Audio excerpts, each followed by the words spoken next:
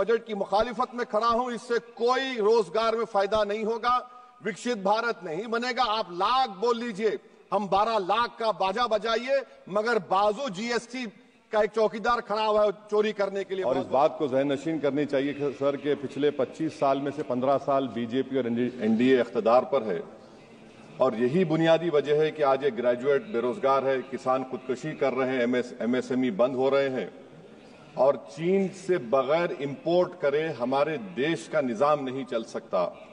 ये सब जिम्मेदारी इस हुकूमत पर आयद होती है। सर वजीर आजम कहते हैं कि मुल्क विकसित भारत की राह पे है। मैं कहना चाहता हूं कि ये उस वक्त तक मुमकिन नहीं है जब तक इस मुल्क की 80 करोड़ आवाम फ्री राशन के बगैर जिंदा नहीं रह सकती। विकसित भारत उस वक्त तक मुमकिन नहीं है सर जब हमारे देश की लड़कियां न्यूट्रिशन और तालीमी मौके उनको बच्चों की तरह नहीं मिल जाते।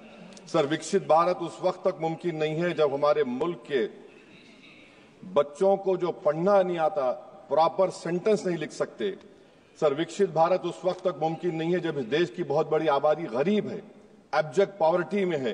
विकसित भारत इस वक्त तक मुमकिन नहीं है सर जब देश के 15% मुसलमानों को तालीम से, रोजगार से, सियासत, इंतजामिया और गवर्नेंस से मजहबी तासुब की बुनियाद पर खारिज कर दिया जाता है। सर 2014 से रियल वेजेस में गिरावट आई है या स्टैग्नेशन हुआ है। हर साल 1.3% की कमी हुए, यानी हर साल वतन अजीज के शहरी गरीब होते हैं और बरसर इख्तिदार की जमात की दौलत में इजाफा होता है। 750 उन्होंने अपने नए पार्टी ऑफिस पूरे देश में खोले हैं और एक गरीब को पीएमएवाई में बगैर रिश्वत करप्शन के घर नहीं मिलता। सर तनख्वाहों में कमी, गिरावट से सबसे ज्यादा नुकसान मुसलमान, दलित और आदिवासी को है, क्योंकि इनमें सबसे ज्यादा गरीब हैं। सर मोदी हुकूमत ने इन तीनों तबकों के खिलाफ ऐलान जंग कर दिया। क्या मन की बात से एक औसत घराने को खाना मिलता है? सर वजीर आजम ने हालिया आवाम को, जनता को मशवरा दिया कि खाने के तेल में कमी करने से जिस्म का वजन कम होता है। सर मगर इस हुकूमत के मोटापे का अंदाजा लगाइए कि 2014 और 22 से मोदी हुकूमत ने एडवर्टाइजमेंट के ऊपर 3,260 करोड़ रुपए खर्चा किए। तो मालूम हुआ कि देश के प्रधानमंत्री मोदी जी एक एग्जाम वॉरियर भी हैं और एक डाइट कोच भी हैं। सर खाने के तेल का होलसेल प्राइस इंडेक्स 2014 में 104 था, 2022 में 182 हुआ, 2024 में 145 होता है। ये पॉलिसी हुकूमत किसके लिए बनाती है? गरीबों के लिए नहीं बनाती, हम जानते हैं। सर 80% भारत की आबादी माइक्रो न्यूट्रिएंट डिफिशियंसी है, सफर करती है। हेल्थ के बजट को हम देखें sir, as a percentage of total budget spend and share of GDP, इसमें कोई इजाफा नहीं हुआ है सर, बल्कि इसका शेयर 2018-19 से कम है। जब हेल्थ सेस लागू किया गया था, हजारों करोड़ हेल्थ सेस कॉर्पोरेट्स और इनकम टैक्स लोगों ने दिया, मगर हेल्थ सेक्टर में कोई काम नहीं हो रहा है। सर तालीम पे आ जाइए। इकोनॉमिक सर्वे जो रिसेंटली ले हुआ है इस हाउस में, जिसमें डेटा ये बताता है कि स्कूल रिटेंशन क्लास 1 to 10 63.8 और हायर सेकेंडरी में क्लास 1 to 12 45.6। मतलब यह है कि सर एक 1/3 हमारे बच्चे 10वीं तालीम को मुकम्मल नहीं करेंगे और आधे से ज्यादा 12th की तालीम नामुकम्मल करेंगे। लगता है कि देश के प्रधानमंत्री इनको एग्जाम वॉरियर बनाने का जो नारा लगाते हैं, वो नहीं चाहते कि नौजवान तालीम याफ्ता बने, बल्कि सिर्फ चाहते हैं कि गरीब और मायूस नौजवान उनकी जलसों जनसभाओं में यहाँ शिरकत करें, उनके लिए जिंदाबाद के नारे लगाएं और खुद की जिंदगी और मुस्तकबिल को मुर्दा कर दें। सर सच्चाई यह है कि हमारे नौजवानों का एक बहुत बड़ा तबका बेसिक मैथमेटिक्स पढ़ नहीं सकता और अपनी मादरी जबान में एक जुमला नहीं लिख सकता। सर जो सौतेला तासुब रवैया अक़लियतों के साथ हुकूमत कर रही है, इसकी मिसाल यह है कि वजारत अक़लियती बहबूद का बजट पिछले साल से कम हो गया है। सर मैं एग्जाम्पल दे रहा हूं आपको, जो pre matric, post matric, MANF, free coaching, interest subsidy education loan है, एलोकेशन फॉर एजुकेशन एम्पावरमेंट में जबरदस्त कमी आई है। सर पिछले साल 1575 करोड़ था सर, इस साल 678 करोड़ कर दिया गया है। सर सेंट्रल सेक्टर की जो स्कीम्स है, जिसमें education, empowerment, skill development, PM विकास है, 2024 में 2120 करोड़ में से सिर्फ 770 खर्चा किए गए। सर 2025-26 में उसको 1237 करोड़ कर दिया गया। सर ये सरकार अक़लियतों को और खास तौर से मुसलमानों को मुकम्मल नजरअंदाज कर दी गई है। प्री मैट्रिक स्कॉलरशिप सर पिछले साल 326 करोड़ में से 90 करोड़ रुपए खर्चा किए गए। पोस्ट मैट्रिक में इस साल 65% कमी कर दी गई, सिर्फ 413 करोड़। मेरिट कम मीन सर 33 करोड़ से 7 करोड़ कर दिया गया है। कौमी वक्फ बोर्ड तरक्याती स्कीम, शहरी विकास संपत्ति सर 2023-24 में 17 करोड़ में 8 करोड़ दिए गए, 1 करोड़ खर्चा हुआ। 2024 में 16 करोड़ सिर्फ 3 करोड़ रुपए दिए गए। इस साल 13 करोड़ रुपए दिए गए हैं। तो इससे अंदाजा होता है कि हुकूमत वक्फ की जायदादों को आमदनी का जरिया नहीं बनाना चाहती, उसको बर्बाद और खत्म करना चाहती है। सर स्किल डेवलपमेंट में हमारी दोहर उस्ताद नई मंजिल बिल्कुल खत्म करके रख दिया।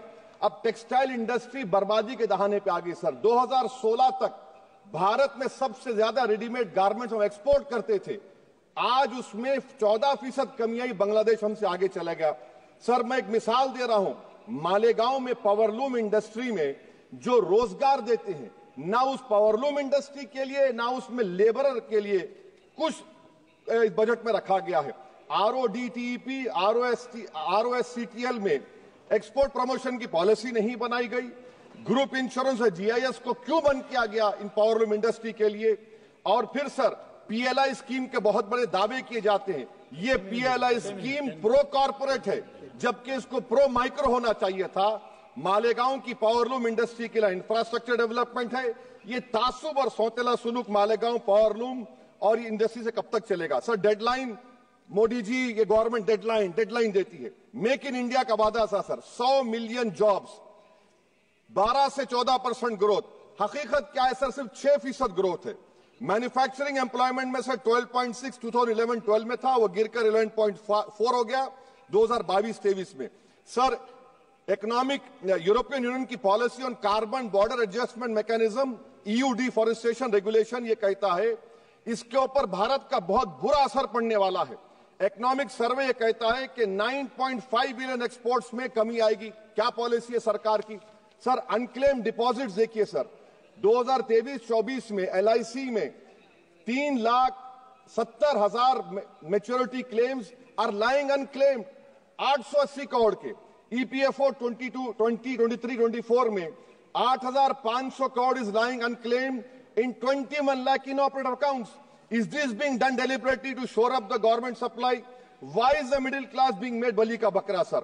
In February 2023, sir, 35,000 crore is lying vacant or unclaimed in public sector banks. Why don't you use it?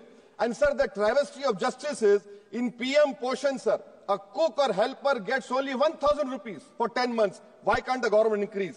Sir, agriculture department का जो बजट है 4,000 करोड़ कमी कर दी गई। मैं आदादो शुमार और एक स्टडी की बुनियाद पर कह रहा हूं कि किसानों की अगर आमदनी 100 रुपये है तो ये हुकूमत 12 रुपये लेती है। जुल्म नहीं तो क्या है? Sir India steel industry export किया 13 बिलियन और उसमें से 1.2 बिलियन हमने एक्सपोर्ट किया था स्टील एल्यूमिनियम US को। अगर ट्रंप 25% टैरिफ लगाएगा, ये सिग्निफिकेंट बर्डन होगा इंडिया के स्टील एक्सपोर्टर्स पर और इसीलिए इंडिया मेटल इंडेक्स गिरा है 3%। सर क्या पॉलिसी है सरकार की? सर कंक्लूजन में अब आप देखें, the revenue through income tax is set to increase by 4 lakh crore for BE24, while the corporate tax is only set to increase by 60,000 crore. Despite corporate profitability an all-time high, while wage growth remains subdued, the share of income tax in total revenue has risen to 22.7% in financial year 19 to 33% in 25, while the share of both GST and corporate tax declined.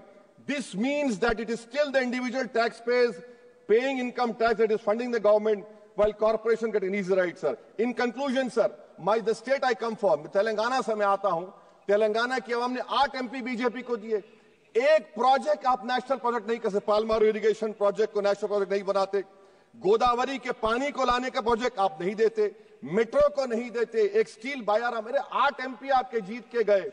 ये लगता है कि बेचारे वो कितने कमजोर हैं कि जिस रियासत से जीत कर गए वहां पर कुछ नहीं कर सक रहे सर। तो इसीलिए मैं इस बजट की मुखालिफत में खड़ा हूं। इससे कोई रोजगार में फायदा नहीं होगा, विकसित भारत नहीं बनेगा। आप लाख बोल लीजिए, हम 12 लाख का बाजा बजाइए, मगर बाजू GST का एक चौकीदार खड़ा हुआ है चोरी करने के लिए। बहुत बहुत शुक्रिया सर।